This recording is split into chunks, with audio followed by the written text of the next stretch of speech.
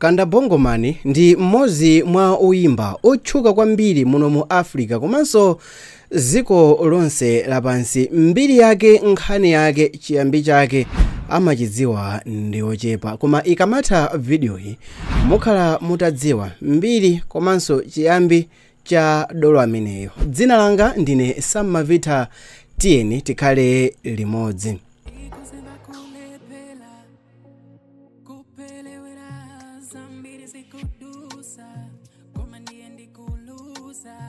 Kanda Bongomani anabadwira mdziko la Congo limene panopa limadziwika ndi dzina lokuti DRC kapena kuti Democratic Republic of Congo, ku province ina yotchedwa Bandundu. Kanda Bongomani anabadwa mu chaka cha 1955.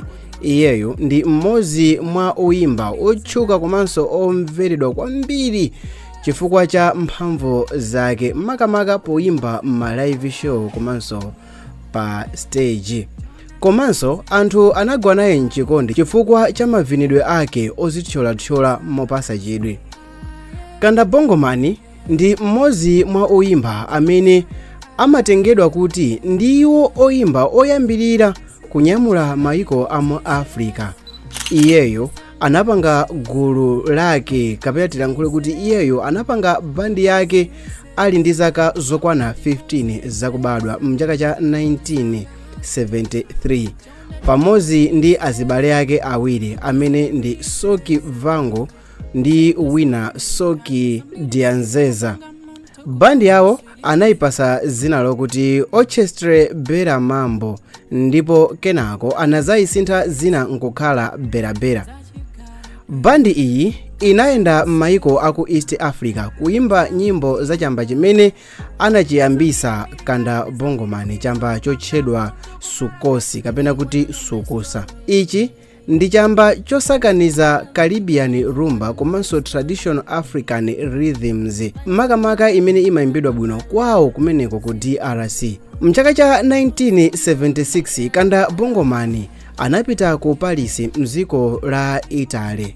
Nthawi imeneyo ali ku Paris cholinga chenicheni chinali kukasaka ntchito, ndipo anayamba ntchito m'mafakitale opanga maglasi. Ndipo ali kumeneko mchaka cha 1981 anapeza mwayi wa contract kuti apange rekodi nyimbo zake.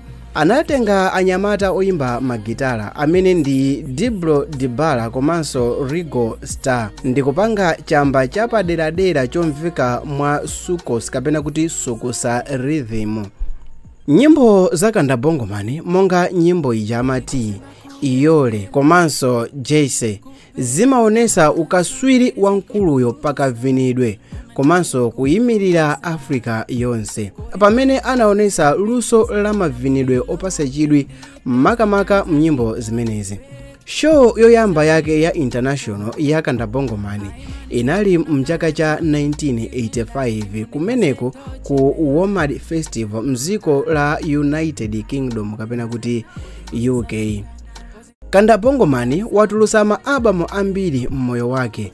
Nyimbo zake zambiri maabamu amenewa zimaonesa luso pakaimbidwe ka gitara komanso mavinidwe opasa chidwi ozithyolathyola amene ma Africa timadziwika nawo.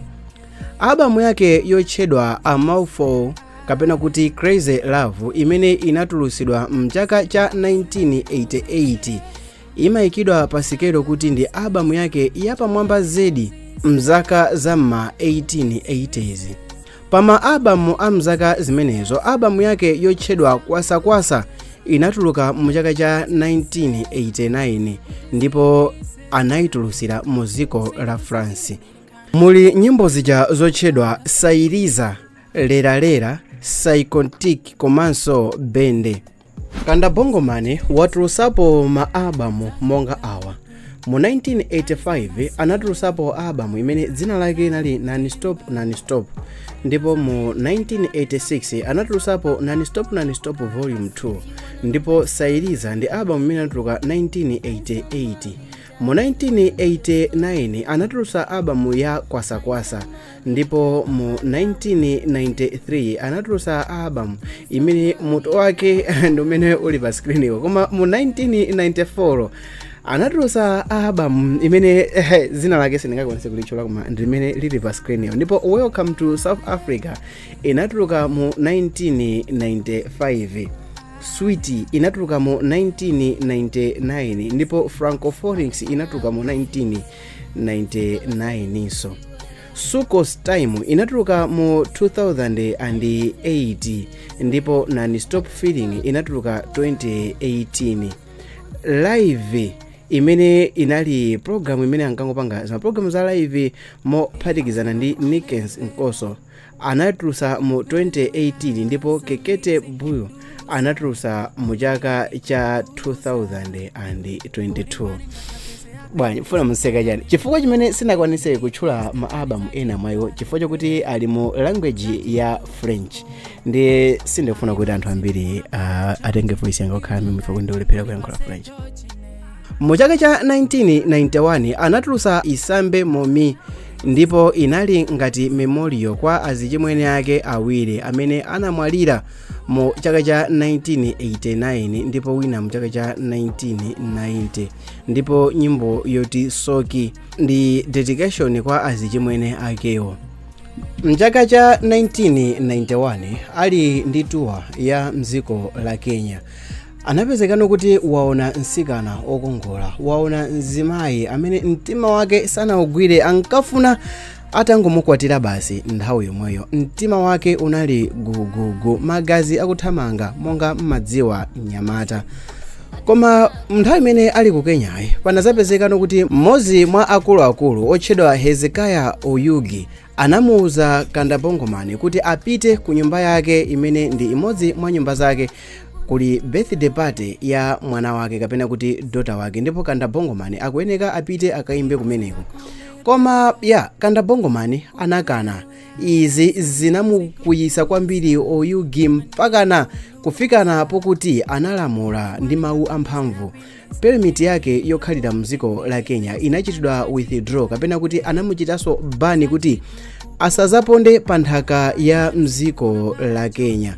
Anthu ambiri amaganiza kuti mayi otchedwa Catherine Kasavuli ndi amene anapanga kuti mkuluyo aganize maganizo otere. Zitatero izo, Kanda Bongoman anachitidwa deport kupita kwawo mziko la DRC.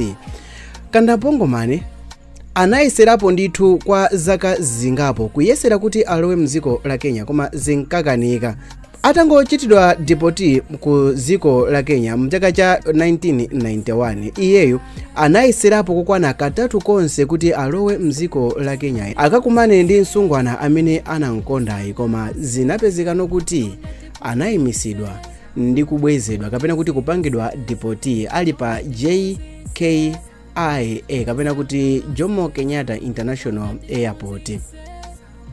Nthawi zonse zitatuzi ankachitidwa deport pompa pa airport even asanaloweso mzikomo.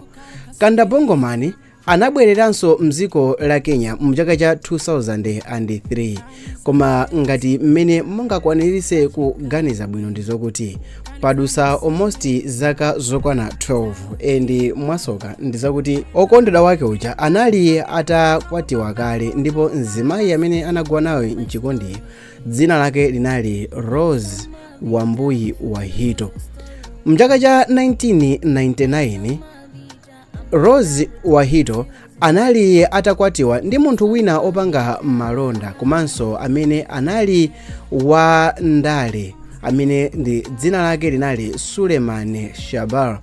Kanda Bongoman anazayimbapo nyimbo yapaderadera mchaka chomwe cha 1991 atangochitidwa deport koyamba, nyimbo yomutamandira msikana ameneyi dzina lake ndi Rose Wahito, ndipo nyimboyo title yake ndi Wahito. Sitingakuuzeni mbiri ya Kanda Bongoman kupandanso kukuuzani kuti muchaka cha 1997 ku ziko lija la DRC kunachitika kapena kuti anthu anaukira boma ndipo asilikali anatenga boma. Iyeyo anakhalapo wachiwiri kwa nduna ya zachikhalidwe imene inachitika mchaka cha 1997. mbiri iyi tikupangira makamaka ana am'mathupini chifukwa ndikukhulupirira ndithu kuti zonse zimene ndikuyankhula ndi zachilendo m'makutu mwanu, koma ndikhulupirireni inu. Mzaka za ma 1990s Kanda Bongoman anabweraponso ku Malawi pamene anayimba ku stadium, ndipo nyimbo zimene ndikuyankhulazi zinavinisa anthu koopsa. Ngakhale kuti Kanda Bongoman amayimba nyimbo zake muchamba cha Sukusa, nyimbo zake ndizotchuka kwambiri chifukwa cha magitala amene amayikidwamo, ndipo amayimba ekha magitala amenewo. Kanda Bongoman wakhala akupanga matuwa kukayimba m'maiko aku Europe komanso United States. Mu chaka cha 2005 mu July anakayimba live ku African Calling Concert. Iyi ndi mbiri ya Kanda Bongoman. Tingufuna tikuuzeni ana am'mathupini ino kuti poyamba live sinali yongopita ku studio imene mulibe ngakhale gitara, imene mulibe ngakhale keyboard imene anthu akhonza kumavina. Inali live imene nyimbo zake zikamayimbidwa, magitara ake akamayimbidwa, zing'wenyeng'wenye zikamatyakulidwa, anthu amavula malaya, mvula ikugwa, ndikupanirana, ndikuvina za fumbi ndiwe mwini, kapena kuti amatika athope chani huko. Okay guys, ngati mwafika kumapeto ndi video chonchi, it means kuti video hii mwayikonda, mwaphunzirapo chani mu video ya siku la lero. Ngati mwaphunzirapo kenakake lolani tidziwe, ndipo ngati mungakhale oyambirira kutiuza zimene mwaphunzirapo, comment yanu tiyichita pin izooneka pamwamba pa makomenti ena onse amene angabwere mmodzi. Ndi mbiri ya ndani imene mukufuna titapanga, anga dzina ndi Samvita. Video ni imene ili pa screen.